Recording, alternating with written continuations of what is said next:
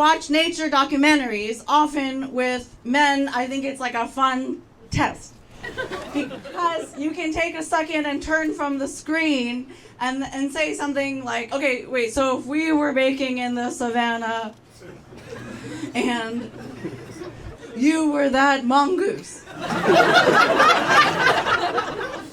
would you sort of pick at me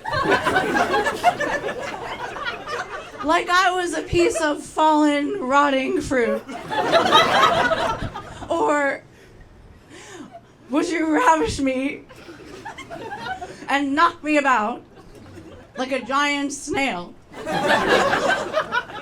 And then he's like, thanks for coming into Best Buy.